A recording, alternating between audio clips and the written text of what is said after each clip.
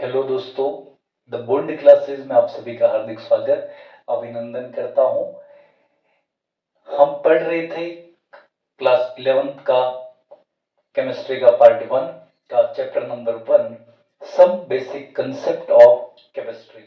आइए, आज का हमारा टॉपिक है प्रिसीशन एंड एक्यूरेसी, परिशुद्धता और यथार्थता। क्या है, आइए देखते हैं। अगर हम बात करें इस दोनों टर्मिनोलॉजीज की, प्रिसीशन एंड एक्यूरेसी, दोनों ही मेजरमेंट में अनसर्टेनिटी को रिप्रेजेंट करते हैं। जब कोई भी एक्सपेरिमेंट होता है तो उस एक्सपेरिमेंट में कहीं ना कहीं रिजल्ट को लेकर के अनिश्चितताएं पाई जाती हैं। उन्हीं अनिश्चितताओं को रिप्रेजेंट करने के लिए इन टर्मिनोलॉजीज का यूज किया जाता है। आइए देखते हैं क्या होता है precision and accuracy. The closeness of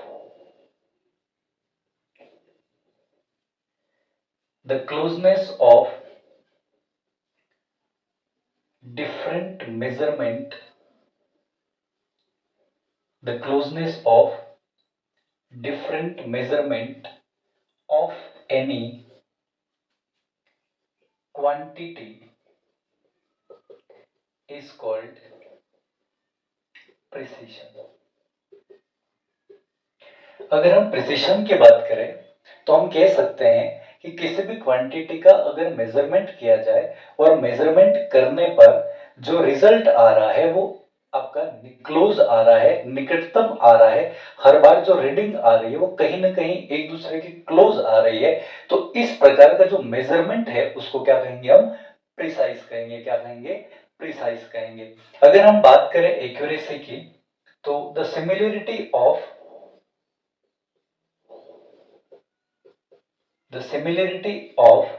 a specific experimental value with its actual value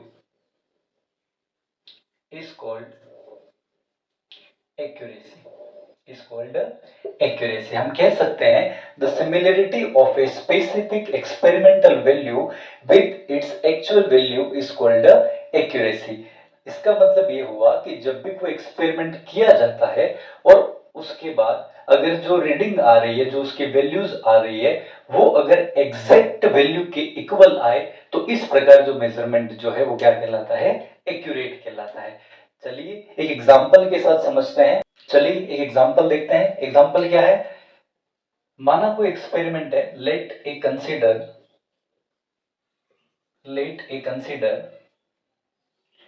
a measurement of any quantity is 2.00 gram. मान लीजिए हमने कोई एक्सपेरिमेंट किया और हमने उसकी एग्जैक्ट जो है वो मेजरमेंट करने के बाद वैल्यू निकाली है और वो वैल्यू कितनी है आपकी? 2.00 ग्राम उसकी एग्जैक्ट वैल्यू है। ठीक है, फिर हमने क्या किया? हमने इसके एक्सपेरिमेंट करवाए दूसरे क्लास के बच्चों के साथ में। मान लीजिए कि हमने क्लास के 3 बच्चे सेलेक्ट किए, ए, बी और सी नाम के। इनको हमने एक्सपेरिमेंट दिया कि आपको क्या करना है? इसका मेजरमेंट करना है। इनको ऑब्जर्वर के तौर पर नियुक्त कर दिया। इन बच्चों ने क्या किया? मेजरमेंट किया। क्या किया? मेजरमेंट किया, जिसकी एक्चुअल वैल्यू कितनी थी अपने पास में? 2 ग्राम थी। इन बच्चों ने एक्सपेरिमेंट किया। सपोज ए नाम के बच्चे ने एक्सपेरिमेंट किया। उसने जब एक्सपेरिमेंट किया तो पहली रीडिंग निकाली और दूसरी 2 बार रीडिंग निकालेगा। ठीक है, तो पहली रीडिंग निकाली। सपोज वो रीडिंग जो है आपकी वो 1.95 ग्राम आई। कितने आई? 1.95 ग्राम आई। और दूसरी रीडिंग जो है वो आपकी 1.93 ग्राम आई। अगर हम इसका एवरेज देखें तो इसका एवरेज आता है लगभग 1.94 ग्राम के इक्वल आता है। कितना था? 1.94 ग्राम। सिमिलरली बी नाम का जो स्टूडेंट था उसने भी सेम एक्सपेरिमेंट दोहराया और सपोज उसकी रीडिंग जो है या उसकी जो वैल्यू जो आ रही है वो आ रही है 1.94 और सेकंड जो रीडिंग आ रही है सपोज उसने निकाली 2.05, कितने निकाली 1.94 और सेकंड निकाली 2.05 निकाली। अगर हम इसका एवरेज निकालें तो कुछ 1.99 ग्राम के इक्वल आएगा। सिमिलरली सी नाम के बच्चे ने भी एक्सपेरिमेंट किया, 2 बार एक्सपेरिमेंट करेगा। सपोज पहली बार में जो रीडिंग निकाली वो है 1.99 ग्राम और सेकेंड टाइम जो रीडिंग निकाली वो है सपोज आपकी 2.01 ग्राम। अगर हम इसका एवरेज निकालें तो लगभग आता है 2.00 ग्राम। कितना आता है 2.00 ग्राम। अब ये तीनों जो है वो एक्सपेरिमेंट वैल्यू देखने के बाद हम ये कह सकते हैं कि जो बच्चा ए जो है इसने जो एक्सपेरिमेंट किया है, ए नाम के बच्चे ने, उसने जो पहली रीडिंग निकाली है वो है 1.95 ग्राम, दूसरे निकाली है 1.93 ग्राम। अगर हम इन दोनों वैल्यूज को देखें तो 1.95 और 1.93 ये दोनों ही जो वैल्यूज हैं वो एक दूसरे के क्लोज है, एक दूसरे के क्या है, निकटतम है। इसका मतलब ये जो एक्सपेरिमेंट ए नाम के बच्चे ने किया है, ये एक्सपेरिमेंट जो है वो का क्या कहलाएगा, ये एक्सपेरिमेंट आपका कहलाएगा प्रिसाइज कहलाएगा। क्या कहलाएगा, प्रिसाइज कहलाएगा। क्या कहलाएगा, परिशुद्ध कहलाएगा। तो प्रिसाइज का मतलब क्या है कि अगर कोई एक्सपेरिमेंट किया जाए, जब कोई मेजरमेंट किया जाए और मेजरमेंट में अगर जो वैल्यूज है वो आपकी कैसी आ जाए, क्लोज में आ जाए, कैसी आ जाए, क्लोज में आ जाए, तो वो क्या होती है, प्रिसाइज होती है। क्या होती है, प्रिसाइज होती है। वो जो मेजरमेंट हुआ है वो एक मेजरमेंट क्या कहा जाता है, तो उस मेजरमेंट के बारे में कहा जाता है कि ये मेजरमेंट कैसा है, प्रिसाइज है। कैसा है, प्रिसाइज है। हम सेकेंड एक्सपेरिमेंट की बात करते हैं तो सेकेंड एक्सपेरिमेंट में जो बी नाम का बच्चा है उसने पहले रीडिंग निकाली है 1.94, सेकेंड रीडिंग निकाली 2.05। देखिए दोनों ही रीडिंग एक दूसरे से बहुत अलग हैं। ये दोनों वैल्यूज आपकी एक दूसरे के निकटतम नहीं है, क्लोज नहीं है। इसका मतलब ये क्या नहीं है, प्रिसाइज नहीं है। क्या नहीं है, प्रिसाइज नहीं है। क्या नहीं है, प्रिसाइज नहीं है। तीसरी बात करते हैं, तीसरी रीडिंग देखिए, उस तीसरी रीडिंग जो है वो सी नाम के बच्चे ने पहली रीडिंग क्या निकाली है 1.99, सेकेंड निकाली 2.01। ये दोनों रीडिंग एक दूसरे की क्या है, प्रिसाइज है। क्या है, प्रिसाइज है। क्या है, प्रिसाइज है। क्यों है, क्योंकि दोनों एक दूसरे के क्या है, निकट हैं, एक दूसरे के क्लोज हैं, तो क्या है, ये प्रिसाइज है। प्रिसाइज वाली बात समझ में आ गई। ए नाम का जो बच्चा है उसकी रीडिंग कैसी है, प्रिसाइज है। बी नाम का जो बच्चा है उसकी रीडिंग प्रिसाइज नहीं है। और सी नाम के बच्चे की रीडिंग कैसी है, प्रिसाइज है। हम दूसरे वर्ड की बात करते हैं एक्यूरेसी की। एक्यूरेसी का मतलब क्या होता है, एक्यूरेसी का मतलब यह है कि जो रीडिंग है वो एग्जैक्ट वैल्यू के इक्वल होनी चाहिए। क्या हम पहले रीडिंग को देख पा रहे हैं, विद्यार्थी जो ए है, जो ए नाम का स्टूडेंट है, उसका जो एवरेज रीडिंग आ रही है वो कितनी आ रही है, 1.94 ग्राम आ रही है। अपनी एग्जैक्ट रीडिंग कितनी है, 2.0 ग्राम है, यानी कि लगभग 2 ग्राम है। यहाँ कितना आ रहा है 1.94, यानी कि 2 ग्राम नहीं है। इसका मतलब ये रीडिंग जो है वो एक्यूरेट नहीं है। क्या नहीं है, एक्यूरेट नहीं है। तो ए नाम के विद्यार्थी की जो रीडिंग है, जो मेजरमेंट है, वो क्या नहीं है, एक्यूरेट नहीं है। सिमिलरली दूसरे की बात करते हैं तो दूसरे की जो वैल्यूज आ रही है वो आपकी कितनी आ रही है, 1.99 ग्राम आ रही है, जो कि 2 ग्राम नहीं है। इसलिए ये भी क्या नहीं है, एक्यूरेट आपका नहीं है। क्या नहीं है, एक्यूरेट नहीं है। जो सी नाम के बच्चे ने जो आपका ऑब्जर्व करके जो वैल्यूज निकाली है, जो मेजरमेंट किया है, उसकी जो एवरेज रीडिंग जो आ रही है, एवरेज जो वैल्यू आ रही है वो कितनी आ रही है, 2 ग्राम आ रही है, जो कि क्या है कि एग्जैक्ट वैल्यू है। इसलिए ये क्या है, एक्यूरेट है।